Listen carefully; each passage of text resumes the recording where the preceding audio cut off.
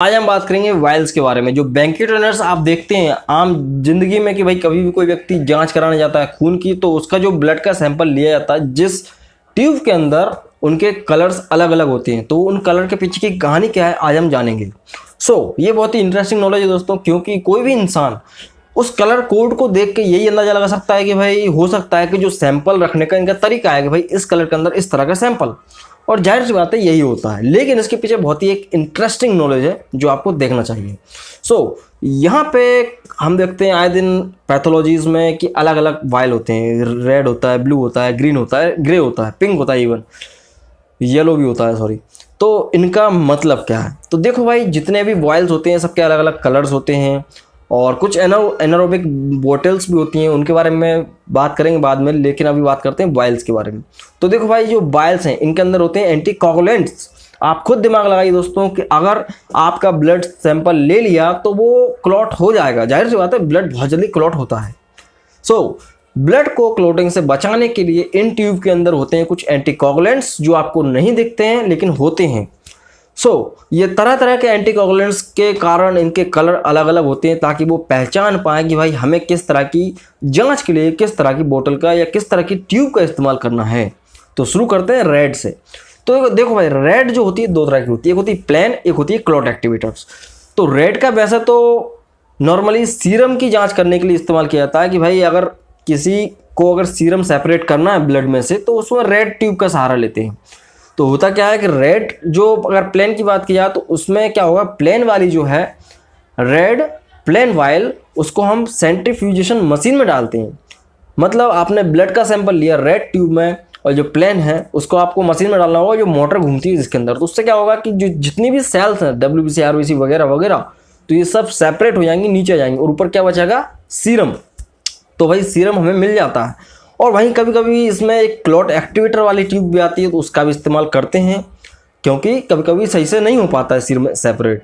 तो भाई इसके अंदर होता है काओलिन। तो ये क्या होता है, क्लॉट एक्टिवेटर है। तो ये क्या करेगा, सीरम को अलग कर देगा और जो सेल्स को सेपरेट कर देगा।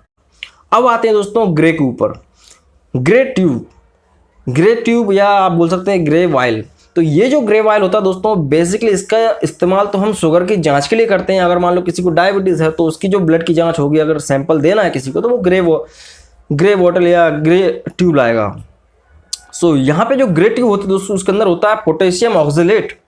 ये एक्चुअली क्या है, एंटीकोगुलेंट्स है, और ये क्या करता है कि ग्लाइकोलाइसिस एंजाइम इनहिबिटर होता है। क्या होता है कि भाई अगर आपने ब्लड दिया तो हो सकता है कि उसके जो ग्लूकोज है उसकी ग्लाइकोलाइसिस हो जाए, वो लाइसिस हो जाए, टूट जाए, तो उसकी शुगर की जांच नहीं हो पाएगी। तो इसके अंदर जो पोटेशियम ऑक्जेलेट होता है वो इसके ग्लाइकोलाइसिस को रोक देता है। इस तरह से हम इसका इस्तेमाल ग्लूकोज की जांच करने के लिए करते हैं, चाहे वो रैंडम हो या फास्टिंग हो। अब आते हैं पिंक। तो पिंक एक बहुत ही नॉर्मल सा है, मतलब कि उसका ज़्यादा कुछ खास यूज़ है नहीं है, बट सिर्फ दो चीज़ों में इस्तेमाल किया जाता है, या तो क्रॉस मैच में या तो ब्लड ग्रुप पता करने में। अगर किसी को ब्लड देना है या लेना है तो उसको जो क्रॉस मैच होते हैं, जब ब्लड के सैंपल लेते हैं तो पिंक वाले का इस्तेमाल करते हैं। हालांकि कई जगह पे EDTA यूज़ कर लेते हैं, तो ठीक है, EDTA भी बहुत ज़्यादा यूज़ होती है, तो वो अलग चीज़ है। अब आते दोस्तों पर्पल पे। सबसे ज़्यादा और सबसे मेन चीज़, सबसे ज़्यादा आपको देखने को मिलेगा लेवेंडर या पर्पल कलर का वायल, जिसे मेडिकल की भाषा में आप ये बोल सकते हैं EDTA, इथाइलिन डायमाइन और टेट्रा एसीटेट। इसके अंदर एंटीकोगुलेंट होता है जो कि इसकी वॉल्स पे लगा होता है, उसकी दीवारों पे चिपका रहता है। भाई ठीक है, अब ये सबसे ज़्यादा इस्तेमाल क्यों किया जाता है, क्योंकि इसके अंदर जो एंटीकोगुलेंट है वो ब्लड को जमने नहीं देता है, उसकी क्लॉटिंग नहीं होने देता है। और हमें जो ब्लड चाहिए होता है, जब CBC होती है किसी व्यक्ति, कंप्लीट ब्लड काउंट, या HbA1c होता है किसी का, या RBC WBC प्लेटलेट्स काउंट की जानकारी लेना हो, हीमोग्लोबिन चेक करना हो, तब EDTA जांच की जाती है। इवन इलेक्ट्रोफोरेसिस ऐसी जांचों में भी इसका इस्तेमाल किया जाता है, क्योंकि ये ब्लड को जमने नहीं देता है। इस तरह से EDTA बहुत ही ज़्यादा फेमस है। और एक चीज़ बताना चाहूँगा दोस्तों कि यहाँ पे जो EDTA ट्यूब जब आप इस्तेमाल करते हैं तो इसको पूरा 180 डिग्री पे घुमाना होता है। आपने कभी देखा होगा जो पैथोलॉजी वाला होता है वो पूरा उसको ट्यूब को यूं घुमाता है, क्योंकि उसको जो एंटीकोगुलेंट है ब्लड के अंदर अच्छे से मिक्स हो जाता है। क्योंकि वो पूरा दीवारों पे लगा हुआ है, उसके अंदर भरा नहीं हुआ है। अब बात करेंगे येलो ट्यूब की, जैसे हम जेल ट्यूब भी बोलते हैं क्योंकि इसके अंदर जेल होता है। अगर आप कभी भी ब्लड सैंपल देंगे येलो ट्यूब के अंदर, उसके अंदर आपको जेल दिखेगा, बाकायदा दिखेगा। आप देखेंगे कि यार इसमें कुछ था, जेल था, कुछ लिक्विड सा था, उसके अंदर ब्लड को मिक्स कर दिया। तो ये होता ही है क्योंकि इसके अंदर जेल फॉर्म में रहता है एंटीकोगुलेंट, जो कि ब्लड से सीरम को सेपरेट करता है।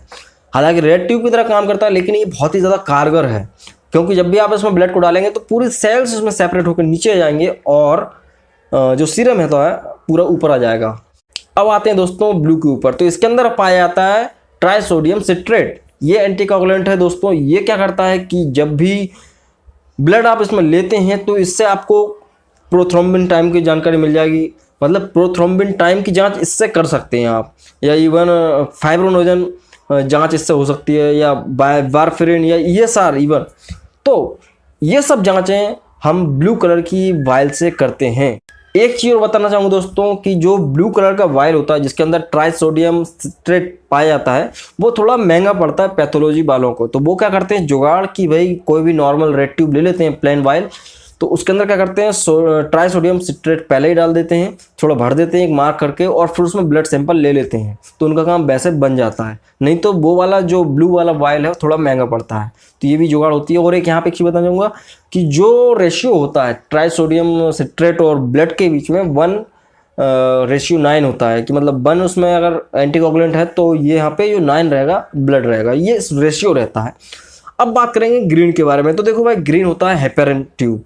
तो इसके अंदर हेपेरिन होता है लिथियम और सोडियम। तो जाहिर सी बात है अगर किसी को लिथियम की जांच करानी है तो वो लिथियम हेपेरिन वाला ट्यूब नहीं लेगा, वो सोडियम वाला लेगा।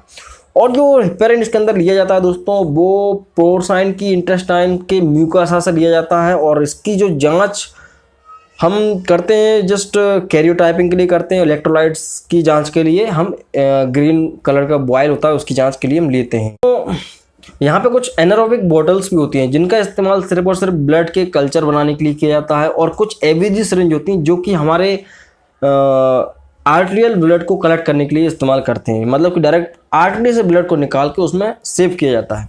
तो इनके बारे में कोई नेक्स्ट टाइम देखेंगे।